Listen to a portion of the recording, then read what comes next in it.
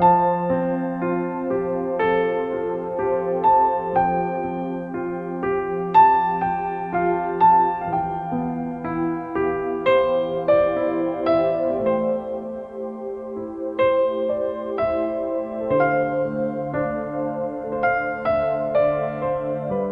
kita berdoa seperti Tuhan Yesus ajarkan kepada kita. Mari kita berdoa. Bapa kami yang ada di surga, dikuduskanlah namamu, datanglah kerajaan-Mu, jadilah kehendak-Mu di bumi seperti di surga. Berikanlah kami pada hari ini makanan kami yang secukupnya, dan ampunilah kami akan kesalahan kami, seperti kami juga mengampuni orang yang bersalah pada kami. Dan janganlah membawa kami ke dalam pencobaan, tapi lepaskanlah kami daripada yang jahat. Karena Engkau-lah yang punya kerajaan dan kuasa dan kemuliaan sampai selama-lamanya. Amin. Haleluya. Ada sukacita Bapak Ibu dan jemaat Tuhan, ya, sebab hari ini adalah harinya Tuhan, di mana kita terus merendahkan hidup kita di hadapan Tuhan, sebab hanya Tuhan yang layak ditinggikan. Allah kita dahsyat sampai selama-lamanya, Dia yang layak ditinggikan. Haleluya.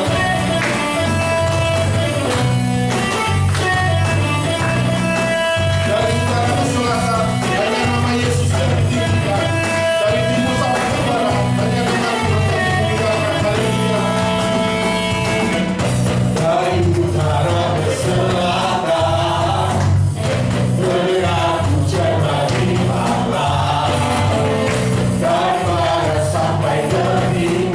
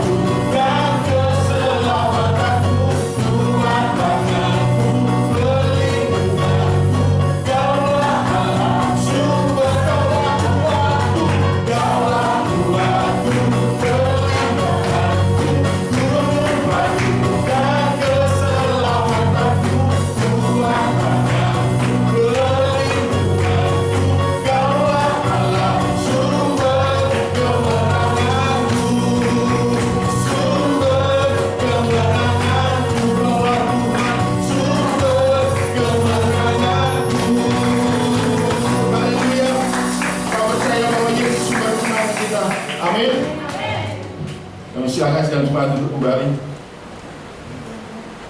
Mari kita akan tenangkan jiwa kita. Sebentar kita akan memberikan persembahan buat Tuhan. Mari bisa bersiapkan untuk persembahan masing-masing.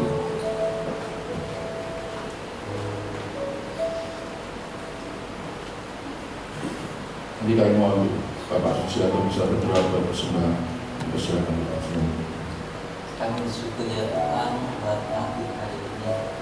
Kami berikan hadirat Tuhan. Kami boleh bersyukur, kami boleh bergembira dengan Engkau Tuhan. Ini kami datang dengan ketulusan hati kami membawa korban persembahan kami di hadapan Engkau ya Tuhan. Kami membawanya dengan ketulusan hati kami. Tidak ada suatu takut apapun, tapi kami menunjukkan hati Engkau ya Tuhan. Sucikan, kuduskan apa yang kami berikan pada Engkau ya Tuhan, apa yang kami serahkan pada Engkau melalui keuangan kami ini ya Tuhan. Kiranya menjadi lebaran dan kerajaan-Mu baik di kerajaan surga maupun di gereja-Mu ya Tuhan. Berkati saudara yang ada di tempat gereja kami ini yang penggunaan uang yang sesuai dengan kehendak Engkau saja. Terpujilah nama-Mu Tuhan. Haleluya. Amin. Hanya Engkau Yesus sumber kekuatan kami. Engkaulah tempat perlindungan bagi kami selama-lamanya. Kuasa-Mu nyata.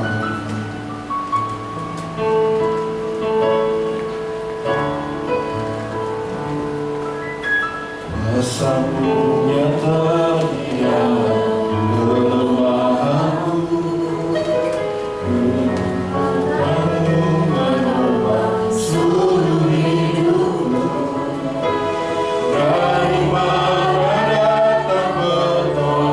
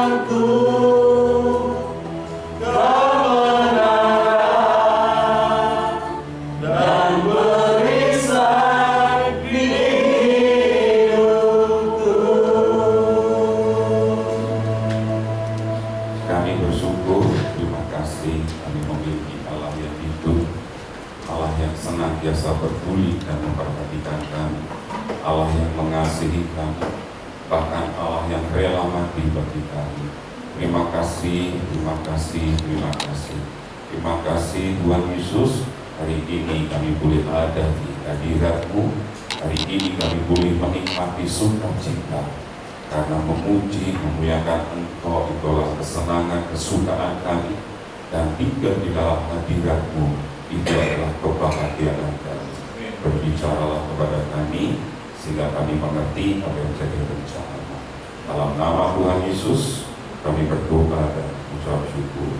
Haleluya. Amin. Shalom Bapak Ibu, saya ajak Bapak Ibu untuk membuka hari ini di dalam Mazmur pasal yang ke-73. Satu pasal kita akan perhatikan mulai ayat 1 sampai ayat yang ke-28. Nanti kita akan baca secara bergantian. Saya membaca yang ganjil, Bapak Ibu membaca yang genap, sampai nanti di ayat yang terakhir, ayat yang ke-28 kita akan mengakhiri pembacaannya. Sudah ketemu? Mazmur pasal 73 ayat 1 sampai ayat yang ke-28. Perhatikan, saya baca terlebih dahulu. Pergumulan dan pengharapan. Mazmur Asaf. Sesungguhnya Allah itu baik bagi mereka yang tulus hatinya, bagi mereka yang bersih hatinya. Tetapi aku sedikit lagi mengatakan tugas saya, nyaris aku tergelincir. Ayat yang ketiga, saya akan memakai terjemahan lama Bapak Ibu supaya Bapak Ibu lebih bisa memahami di bahasa Indonesia masa kini. Sebab aku cemburu kepada orang congkak ketika aku melihat keberuntungan orang jahat.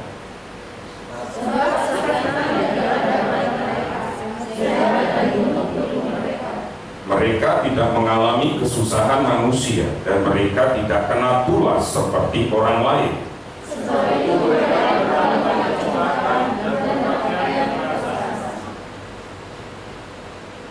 Karena kegemukan kesalahan mereka menyolok, hati mereka meluap-luap dengan sangkaan.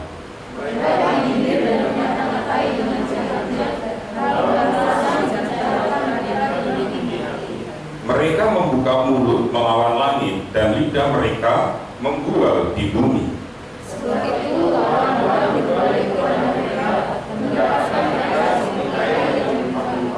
Dan mereka berkata, bagaimana Allah tahu hal itu? Adakah pengetahuan pada yang maha tinggi?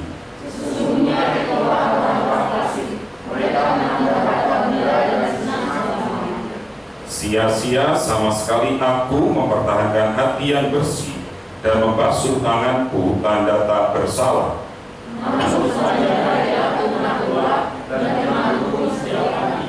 Seandainya aku berkata, aku mau berkata-kata seperti itu, maka sesungguhnya aku telah berkhianat kepada angkatan anak-anak muda. Tetapi ketika aku bermaksud untuk mengetahuinya, hariku menjadi kesulitan di mataku. Sampai aku masuk ke dalam tempat kudus Allah dan memperhatikan kesudahan mereka. Sesungguhnya di belakang kami mereka, wajah mereka sehingga hancur. Betapa binasa mereka dalam sekejap mata, lenyap habis oleh karena kedahsyatan. Seperti begini pada waktu kamu ya Tuhan, pada waktu terjaga kepada kita. Ketika hatiku merasa pahit dalam buah pinggangku, menusuk-nusuk rasanya. Aku dulu tidak mengerti, seperti hewan aku di dekatmu. Tetapi aku tetap di dekatmu, engkau memegang tangan kananku. Dengan siapmu engkau menuntun aku, dan kemudian engkau mengangkat aku ke dalam kemuliaan. Siapa gerangan ada padaku di surga selain engkau? Selain engkau tidak ada yang kuingini di bumi. Sekalipun kakiku dan kakiku habisnya, gunung batuku dan bagianku tetap selama-lamanya. Sebab sesungguhnya siapa yang jauh daripadamu akan binasa. Kau binasakan semua orang yang berzina dengan meninggalkan engkau. Tapi aku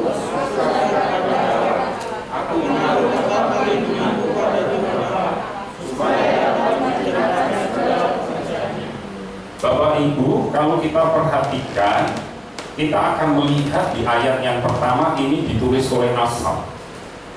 Perhatikan di situ, Asaf ini dia cerita, dia sampai cemburu. Kalau tadi saya pakai terjemahan lain itu diterjemahkan dengan orang-orang jahat, orang fasik, orang congkak, orang sombong. Dia cemburu kepada mereka. Kenapa? Aku hidup di dalam Tuhan, tetapi kenapa hidupku tidak semakmur mereka? Bahkan di ayat yang Anda baca tadi, kesakitan tidak ada pada mereka, sehat dan gemuk tubuh mereka.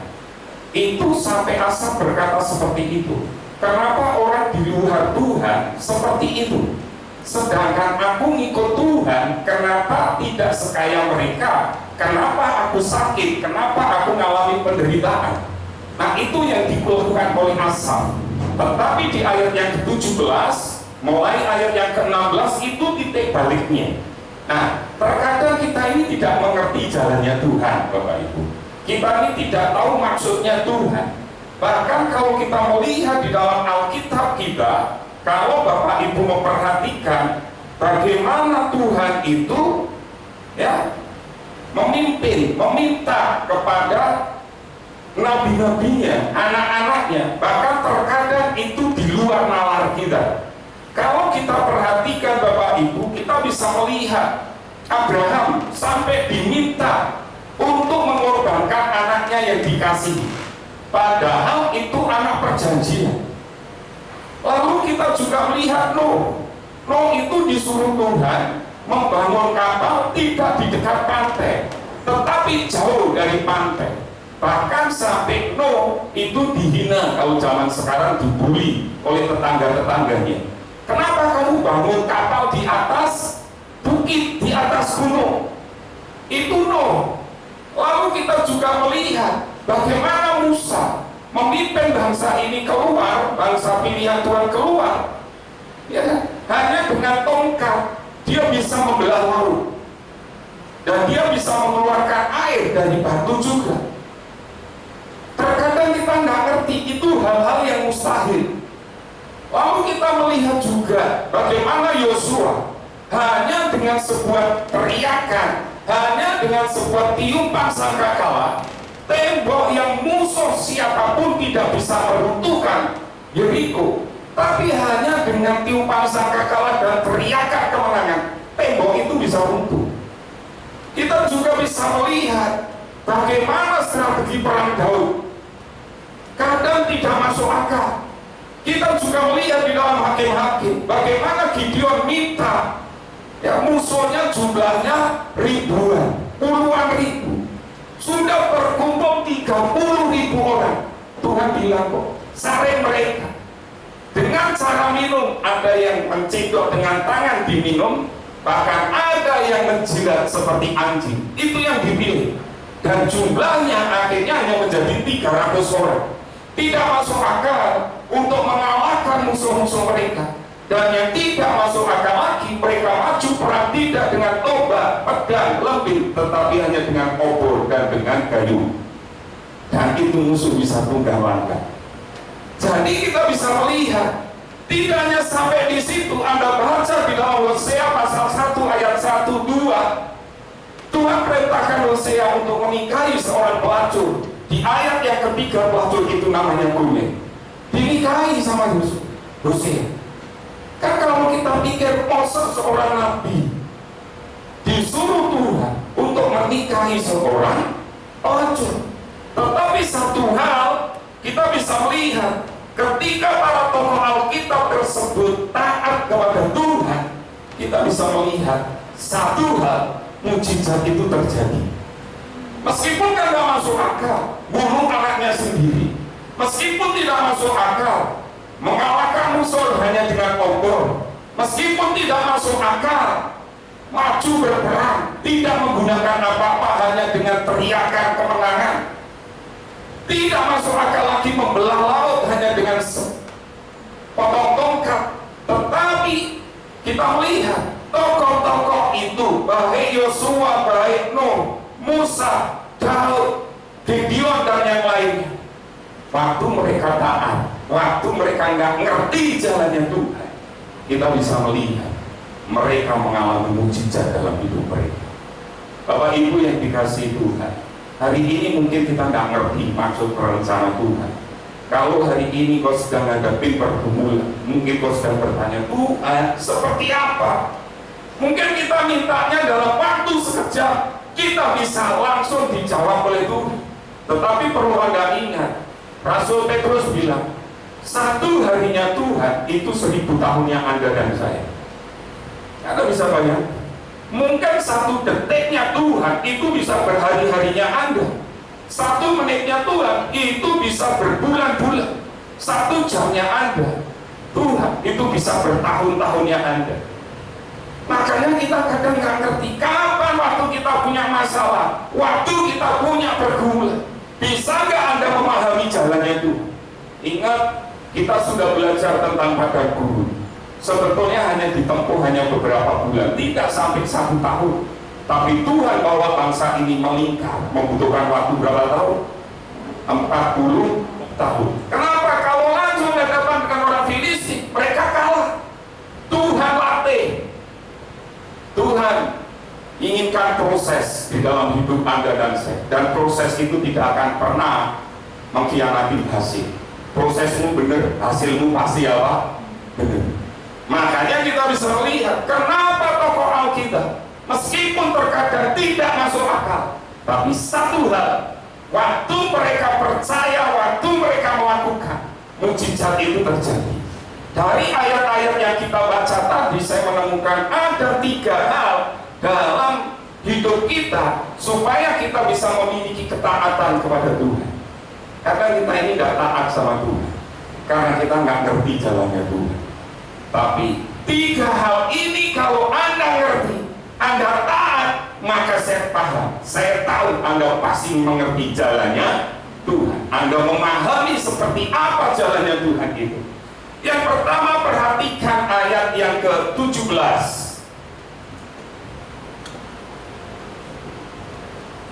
Kita ketemu ayat yang ke-17 sampai ayat yang ke-20. Baca 2, 3. Sampai aku masuk ke dalam tempat kudus Allah dan memperhatikan kesudahan mereka. Sesungguhnya di tempat-tempat licin kau taruh mereka, kau jatuhkan mereka sehingga hancur.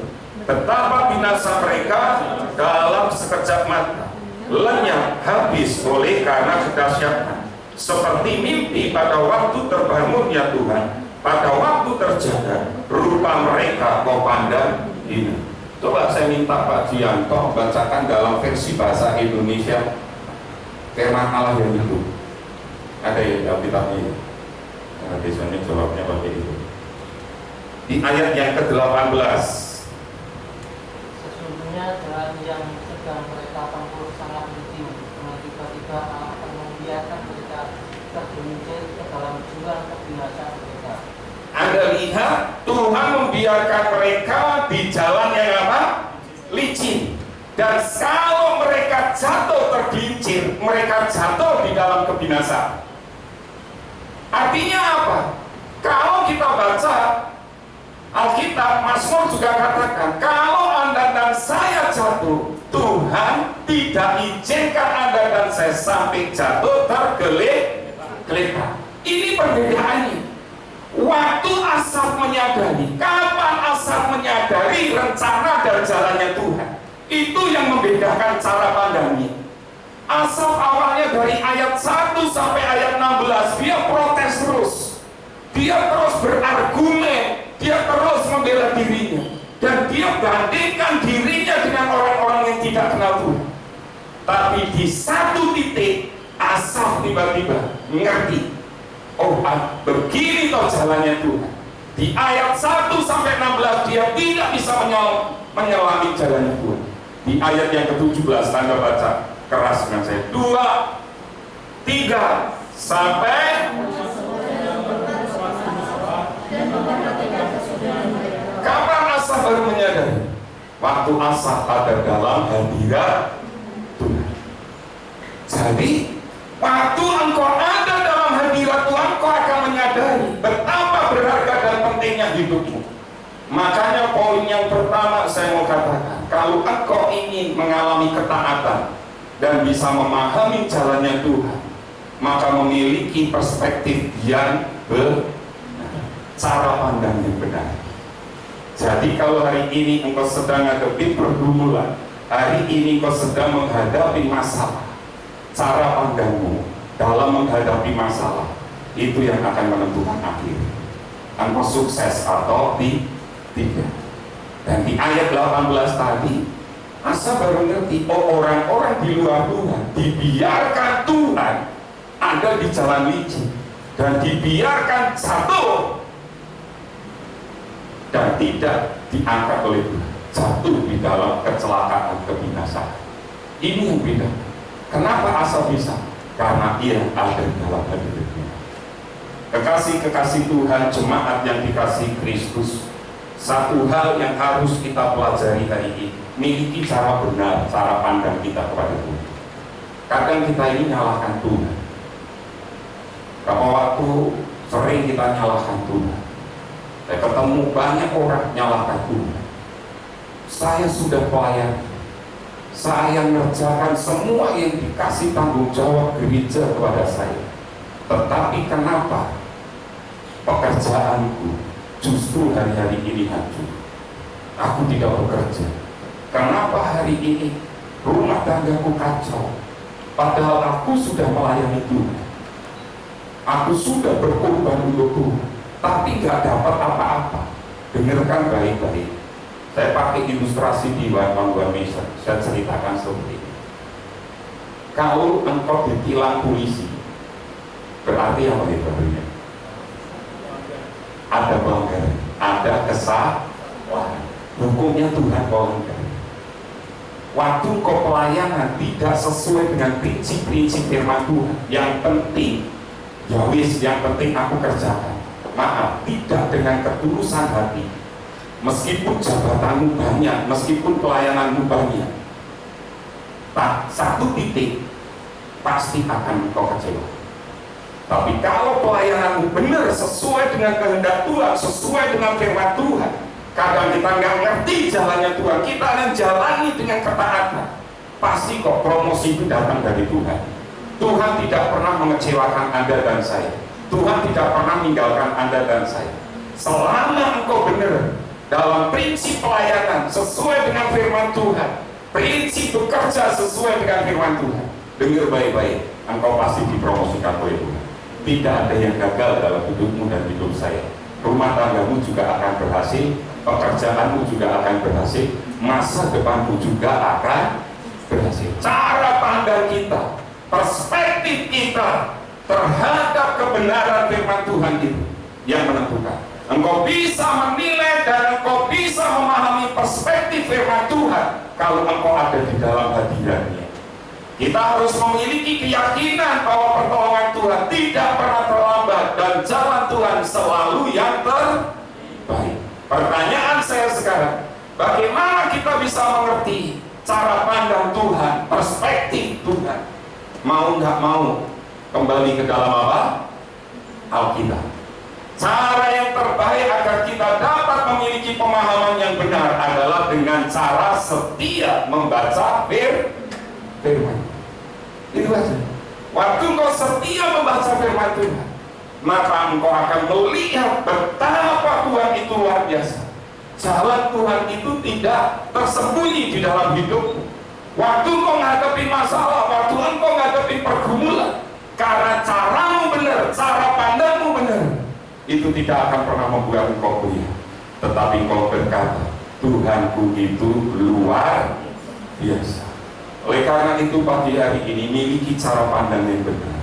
Pada waktu engkau memiliki pergumulan, Asaf membandingkan dirinya, cara pandangnya tidak benar, karena dia hanya melihat dirinya sendiri. Tapi waktu Asaf ada dalam hadirat Tuhan, cara pandangnya berubah dan dia ngerti, oh ini loh yang benar seperti ini. Oleh karena itu, kalau engkau nggak ngerti jalannya Tuhan, apa yang sedang kau hadapi, dengar baik-baik. Mulai hari ini baca firman Tuhan, renungkan firman Tuhan, jadi pelaku firman Tuhan, maka engkau akan memiliki cara pandang yang benar, tidak salah lagi. Dan kalau kita menyadari ini, betapa luar biasanya hidup Anda dan saya. Yang kedua, memiliki kesadaran bahwa kita kecil di hadapan Tuhan. Bukankah terkadang kita ini merasa orang yang hebat? Terkadang kita ini sudah merasa, oh saya ini orang yang dibutuhkan. Oh, terkadang kita merasa saya ini sudah rohani. Tetapi dengar baik-baik, kalau itu terjadi dalam hidupmu, kau tidak akan pernah melihat jalannya Tuhan. Perhatikan di ayat 21-24. Di sana dikatakan seperti ini. Ketika hatiku merasa apa? Pahit, dan buah pinggangku menusuk-nusuk rasanya. Aku apa? Dungu, tidak mengerti. Seperti hewan aku di dekatmu.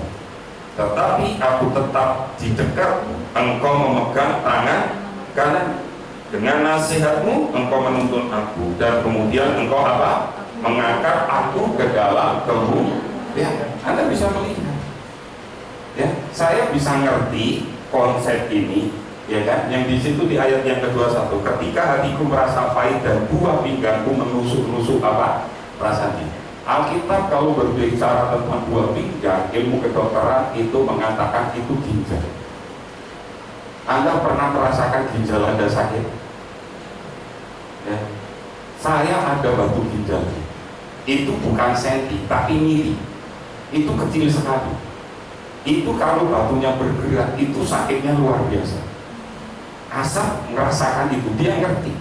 Seperti ditusuk-tusuk, dia katakan itu, penderitaan. Ya, buah pinggangku menusuk-nusuk rasanya, itu sakit. Jadi Anda bisa bayangkan kalau sudah senti itu sakitnya kayak ini mili saya rasakan, ya kan? Jalan aja sampai bongkok-bongkok kalau gitu apa lagi kambuh. Lah di sini asam hanya mau bilang, ya kan? Orang sakit itu luar biasa sakitnya Bapak Ibu. Dan saya berharap Anda tidak akan ngalamin ini. Dia merasakan sakit. Waktu dia merasakan sakit, dia ngerti kok ada dokter di atas segala dokter. Kita ini kecil di hadapan Tuhan. Dan di ayat yang kedua, aku dulu tidak mengerti seperti hewan aku di dekat.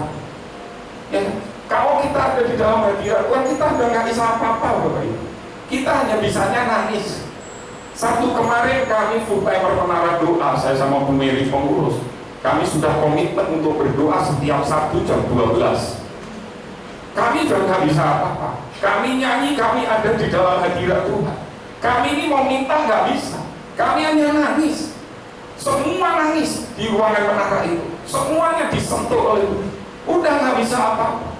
Kalau kita sudah dekat dengan Tuhan, baru kita ngerasa siapa kita. Aku ini nggak ono-ono. Aku ini nggak ada apa-apa. Nggak bisa apa-apa. Mau berdoa, meminta aja nggak bisa. Karena apa? Merasakan hadirat Tuhan, merasakan kasih Tuhan menyentuh, itu luar biasa. Asaf itu seorang pemuji, dia barisan pemuji dari Daud. Saya percaya waktu dia ada dalam hadirat Tuhan di ayat 17 tadi, dia nyanyi dan dia ngerti. Makanya waktu dia ada dekat dengan Tuhan, ada di dalam hadirat Tuhan, dia nggak bisa apa-apa. Dan dia gambarkan dirinya seperti apa? Hewan. Betul ya? Tunggu dan tidak mengerti. Memang kalau kita ada dalam hadirat Tuhan, kita hanya melihat kemuliaan Tuhan.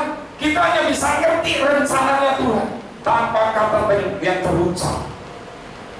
Makanya kalau kita mau mengerti jalannya Tuhan, kita hanya bisa berkata, Tuhan Engkau yang terbesar, Engkau yang terhebat. Kita ini kecil di hadapan.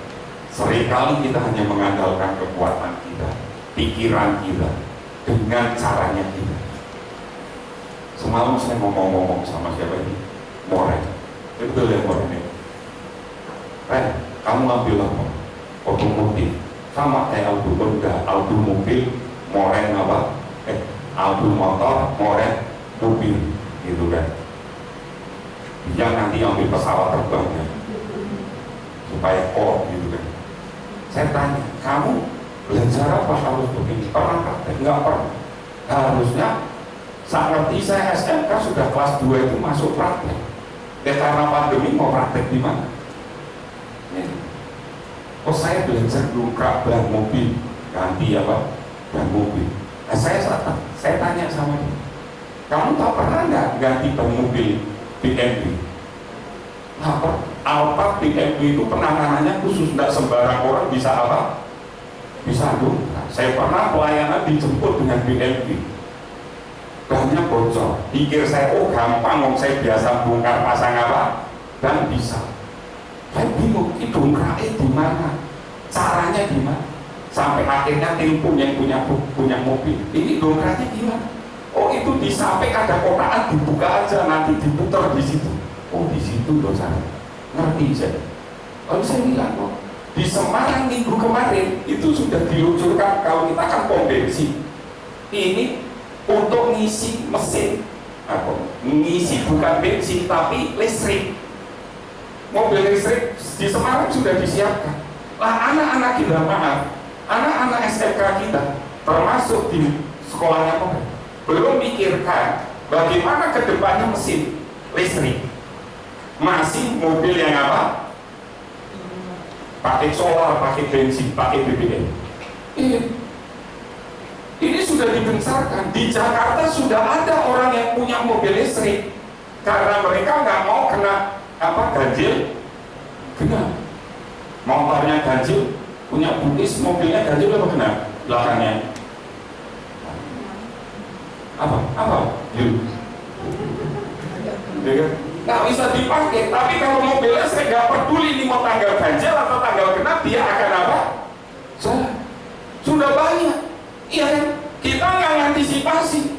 Makanya kalau kita ada dalam hadirat Tuhan, kita pasti diberi kepandaian. Takut akan Tuhan, permulaan segala apa?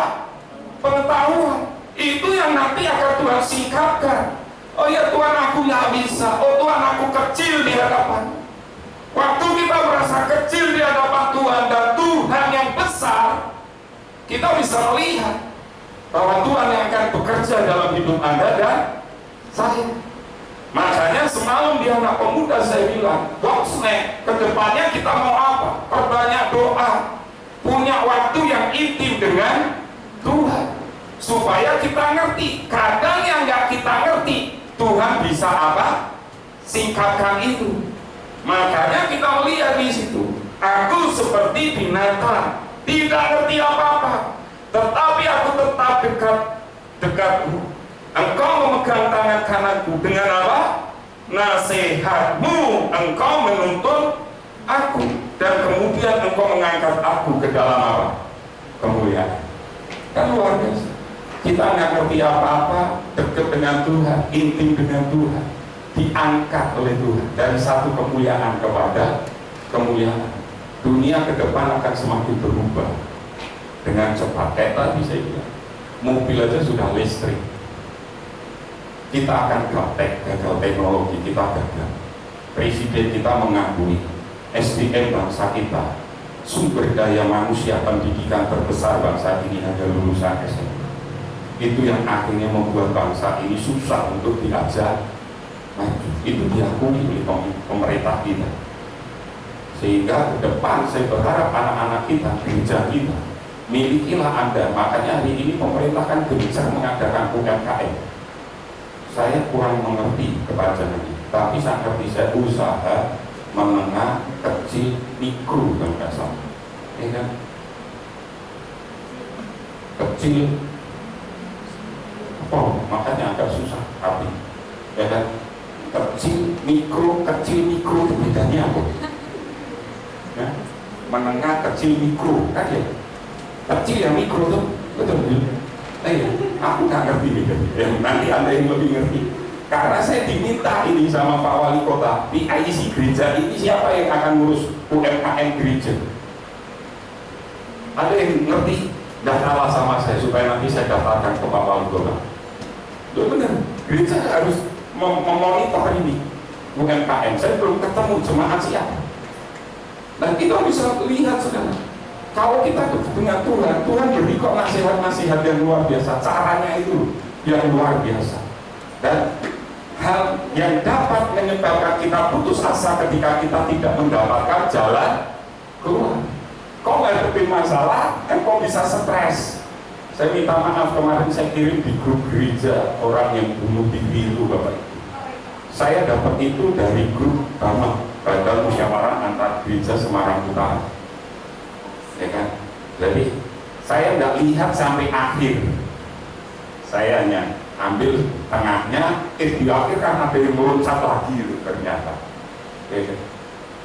Orang stres hari ini, kenapa? Pandemi, orang kerja, nggak ada yang beli, utangnya apa? Banyak. Udah, jalan satu-satunya apa? Lompat dia dari gedungnya. Suami istri, yang suaminya dulu disusul apa? Istrinya masih muda, mati. Karena merasa nggak ada jalan keluar. Tapi kalau kau berkata, Tuhan aku kecil, Engkau yang besar, Engkau di atas segala-galanya, Tuhan sediakan jalan keluar. Sediakan jalan keluar. Seberat apapun masalahmu, jalan Tuhan gak kau selami. Kalau engkau dekat dengan Tuhan, Tuhan pasti beri jalan keluar. Yesus pasti dia sediakan jalan yang terbaik.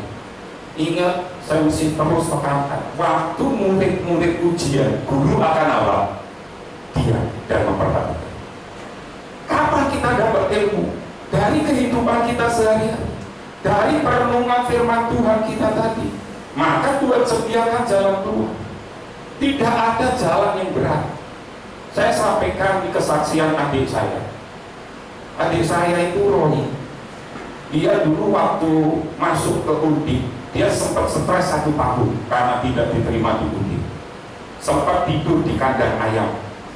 Saya tanya, siapa yang di sini pernah tidur di kandang ayam? Ada? Nggak ada. Dia stres. Belakang rumah digali, dibikin kolam lilin sama dia, atasnya kandang ayam. Mama papa hanya diam. Tingkat stresnya sudah tinggi, ya kan? Sini Julius Eliska baunya wangi, parfum alami, jarang mandi. Iya, saya dipanggil mama saya, suruh bimbing dia. Saya bimbing, dah, saya kasih tenang aja. Dah runtuh kok, tahun depan kamu masih bisa apa? Ikut lagi, masuk lagi. Akhirnya tahun depan dia masuk. Pilihan pertama saya nggak ngerti kenapa dia milih teknik kimia murni. Masuk dia. Begitu masuk teknik kimia, karena sebelumnya saya bimbing dia, ya, apa yang terjadi? Dia kuliahnya ala ora, kata mama saya. Loh kenapa? Lah saya ini malah pelayanan. Lah saya kaget. Mah, dia bocahnya nak gelem ning gereja, ora gelem bersekutu. Lah sekarang pelayanan kok malah mama seneni, malah dilarang. Ini kan kadang orang tua juga bingung. Maksud mama, wes saya dadi pendeta kowe wae, adikmu sudah dadi pendeta ben apa? Kuliah. Ya saya diem, saya nggak ngomong sama adik saya dukung dia. Dia minta mama saya dikontrakan 1 rumah. Waktu dikontrakan 1 rumah, dia hanya ambil kamar kecil. Saya sering kalau dari Ungaran mampir ke Undip sering waktu itu. Hanya mau ketemu dengan adik saya. Dan dia kamarnya kecil. Dan sehari-hari dia kerja ke sebelahnya orang jualan tempe. Jadi dia bisa bikin tempe. Dia hidup dari situ dan nggak ganggu mama papa saya. Dia nggak pungut. Rumah itu di peta-peta anak-anak Tuhan semua. Yang mau kos di situ silakan, mau bayar silakan. Yang penting semangat bareng-bareng, bayar listrik bareng-bareng, bayar air apa bareng-bareng. Dan setiap malam ada persekutuan doa. Dan mereka bikin teater namanya Uple untuk mempermuliakan Kristus. Kalau hari ini berhasil, saya sama Bu Mary bersyukur. Itu semua anugerah Tuhan. Dia ngerti, dia ngerti. Bahkan waktu posma, dia tidak punya uang kos. Kalau ospek zaman dulu kan harus bawa macam-macam itu. Disuruh bawa tempe ukuran sini, apa macam-macam. Dia nggak beli. Lebih baik saya dihukum daripada saya memberatkan mama papa saya. Dia dihukum sama senior. Dia kerjakan. Dia nggak marah. Lalu bagaimana kalau sudah habis ospek, habis posma, kan harus pulang. Zaman dulu nggak seperti sekarang ada ojek online. Nggak ada, di sampai nggak punya uang, dia tidur di teras-teras toko di Penggalan sana. Tidur di situ. Makan sehari hanya sekali, uangnya dicukup-cukupkan. Dia nggak pernah cerita sama mama papa saya. Dan waktu dia kerja ke Jakarta, sama, karyawan semuanya kos, dia nggak kos. Dia tidur di mana? Di teras perusahaannya.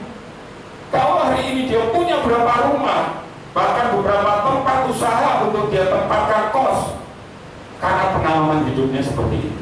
Dan kalau ada orang yang nggak bayar kos, dia hanya tersenyum, karena ngerti dulu dia juga seperti itu. Dan hari ini, kemarin saya pulang ke rumah mama saya bilang, Roh itu sampai bilang, di tengah pandemi ini Tuhan bawa dia luar biasa. Dan dia cerita sama mama di telepon sambil nangis, Tuhan Yesus itu baik. Ngomong sebelah mukanya, Tuhan Yesus baik. Cerita sambil nangis, Tuhan Yesus itu baik. Orang hari ini lihat dia berhasil. Kadang kita nggak ngerti jalannya Tuhan. Kalau hari ini kau sedang ada di bawah, hari ini kau sedang benar-benar ada di dalam titik terendah, dengar baik-baik, Tuhan kita lebih besar dari masalahmu. Pasti ada jalan keluar. Kita nggak ngerti jalannya Tuhan. Hari ini adik saya, kalau gubernur butuh UMKM yang dibawa adik saya, dampingi gubernur ke Uni Emirat Arab, ke Doha, kemana-mana didampingi, bikin MOU. Semua produknya rata-rata mayoritas tidak dijual di Indonesia. Kalau dijual di Indonesia, Anda beli cangkir jadi masuk ratusan ribu. Eman-eman nggak kira-kira? Eman larinya keluar negeri semua. Dia bikin perusahaan sendiri dan pernah dihina orang juga. Tapi satu hal, hari ini dia bisa berkata, Tuhan Yesus itu apa? Baik. Kadang kita nggak ngerti. Makanya kalau kau punya masalah, lari kepada Tuhan. Di situ kau ada dalam hadirat Tuhan, Tuhan akan nuntut hidup. Jalan Tuhan tidak terselamat. Tapi kalau engkau dekat dengan Tuhan, engkau dibawa Tuhan dari satu kemuliaan kepada kemuliaan. Kita harus menyadari bahwa kita sangat kecil di hadapan Tuhan, sehingga kita dapat senantiasa berserah dan taat kepada Tuhan, walaupun kita tidak memahami jalan. Udah, yang penting taat. Ngomong dengan saya, taat. Enak apa dah? Enak Pak, ini jodoh, jadi bingung Pak, nggak penting masalah. Iya kan? Taat itu pokoknya taat. Waktu engkau keluar dari ketaatan, udah lewat. Taat seberat apapun, kalau engkau ada dalam hadirat Tuhan, Tuhan bawa engkau dari kemuliaan kepada kemuliaan. Yang ketiga, memiliki kesadaran akan kebesaran Tuhan. Kalau yang kedua tadi, kita bisa belajar memiliki kesadaran bahwa kita kecil di hadapannya. Kita nggak bisa berbuat apa-apa tanpa Tuhan. Yang ketiga, kesadaran akan kebesaran Tuhan. Anda sadar bahwa Tuhan itu maha besar? Amin. Ayatnya kita baca, ayat yang terakhir, 25-26. 2-3. Siapa? Gerangan ada padaku di surga selain engkau. Selain engkau tidak ada yang kuingini di bumi. Sekalipun dagingku dan hatiku habis lenyap, gunung batuku dan bagianku tetaplah.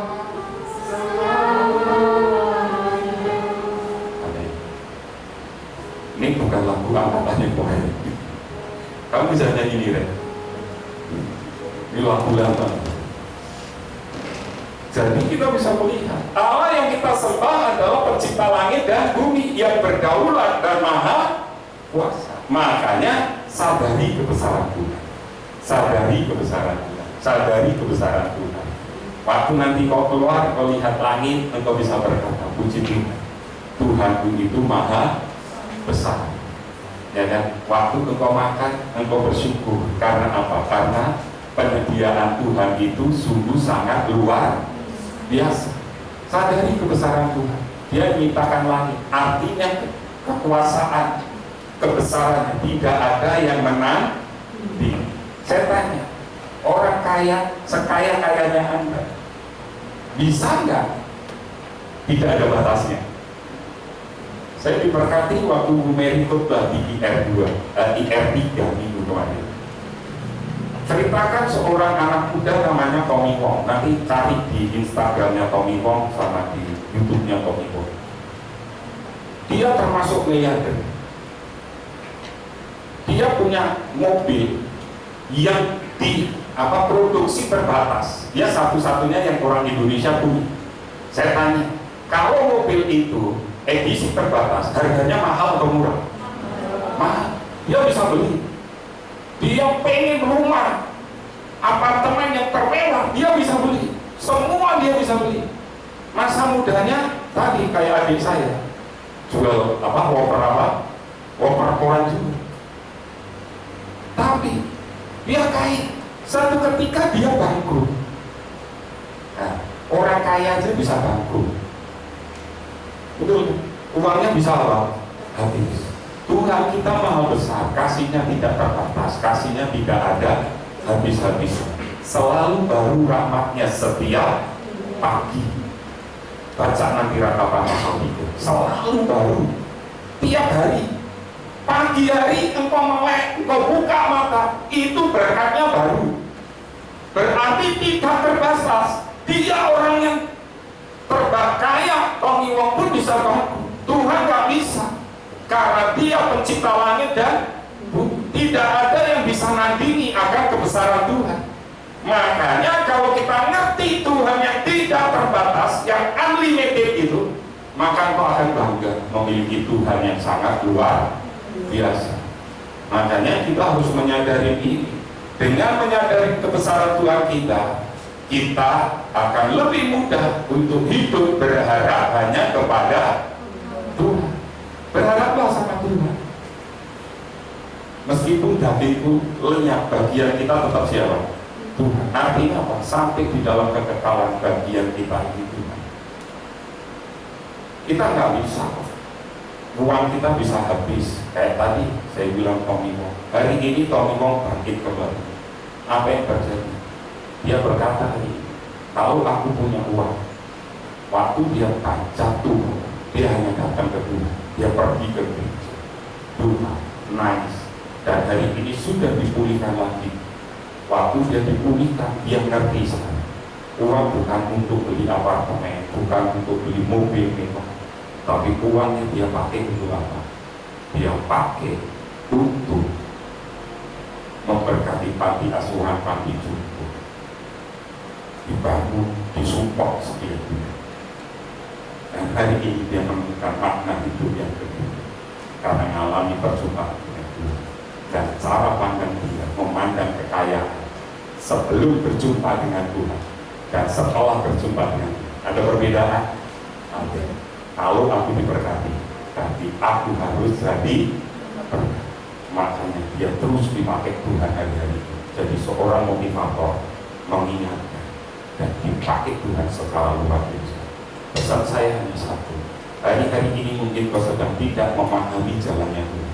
Hari ini kau sedang menghadapi masalah pergumulan, entah dengan pekerjaan, entah dengan keluarga, entah dengan studi. Tuhan sediakan jalan yang terbaik dalam hidup. Pahami jalannya Tuhan dengan kau masuk di dalam hadirat. Tuhan Yesus memberkati. Jalanmu tak terselalu oleh setiap kami. Karena Tuhan lebih besar, tak kecil, dan Tuhan luar biasa. Naikkan dengan iman.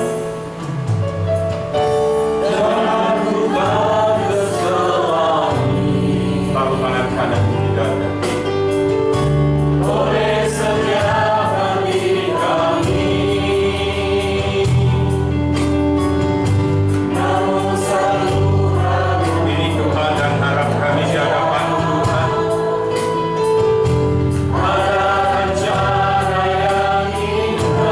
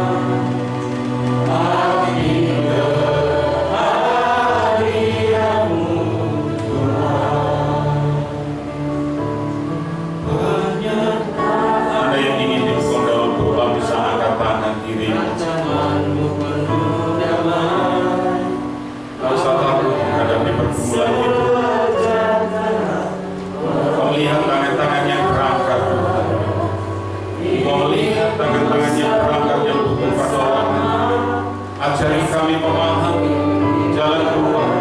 Ajari kami memahami jalan hari ini.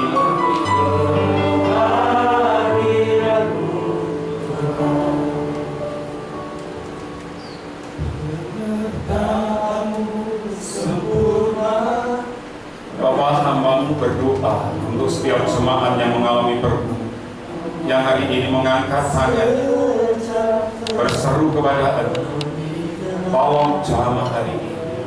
Dalam nama Tuhan Yesus ada jalan keluar, ada kemenangan. Meskipun kami tidak bisa memahami jalan, tapi satu hal yang kami tahu, kami percaya Engkau lebih besar dari masalah kami. Engkau lebih dahsyat dari persoalan kami. Kami percaya Kau sudah sediakan kemenangan bagi kami. Dalam nama Tuhan Yesus, tidak ada masalah apapun di dalam hidup kami. Yang ada adalah hubungan kami, keintiman kami dengan Engkau yang menghadapi masalah. Hari ini kami mau membangun misbah kami. Kami mau membangun hubungan intim dengan Engkau lebih dahsyat lagi. Kami ingin masuk dalam hadirat-Mu Tuhan lebih dalam lagi, sehingga kami mengerti jalan dan rencana-Mu dalam hidup kami. Terima kasih, terima kasih. Kau memberkati setiap tangan yang terangkat. Apapun masalah mereka hari ini dijawab oleh Tuhan.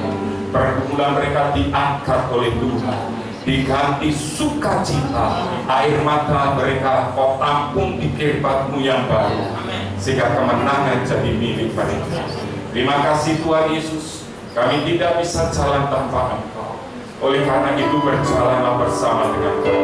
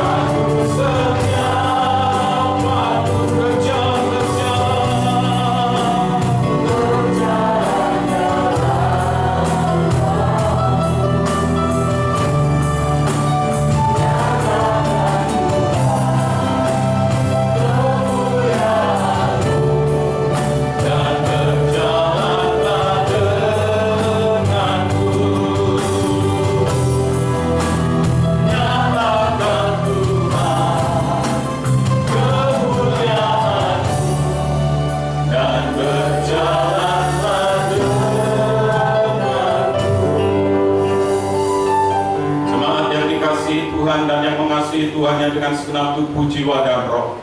Setelah engkau berbuat bakti, sekarang pulanglah engkau ke ladang usaha, ke dalam pekerjaan, ke dalam pendidikan, ke dalam keluargamu dan rumah tanggamu. Angkat hatimu, pandanglah Tuhan, dan nikmatilah berkat-berkat-Nya. Hope Family, kamulah bangsa yang terpilih, imamat yang rajani, bangsa yang kudus, umat kepunyaan Allah sendiri, untuk menyatakan kebesaran dan kedahsyatan namanya. Engkau telah ditetapkan menjadi kepala, bukan jadi ekor. Dibawa oleh Tuhan, semakin naik, tidak semakin turun. Masa depanmu sungguh ada dan hadap, dan pengharapanmu tidak akan pernah sia-sia. Di tangan kananmu umur panjang, di tangan kirimu kekayaan dan kehormatan, sehingga kau tidak pernah berhutang, tetapi engkau akan menyutangi bangsa-bangsa. Dari Tuhan datang pertolongan, berkat atas umat. Kasih karunia dari Tuhan Yesus Kristus, kasih sayang dari Bapa, persekutuan dan penjagaan yang dahsyat dari Roh Kudus menyertai engkau sekalian. Mulai hari ini, esok, lusa, sampai Maranatha. Tuhan Yesus datang kedua kali menjemput kita semua di awan kemuliaan. Haleluya. Amin. Bapa, terima kasih.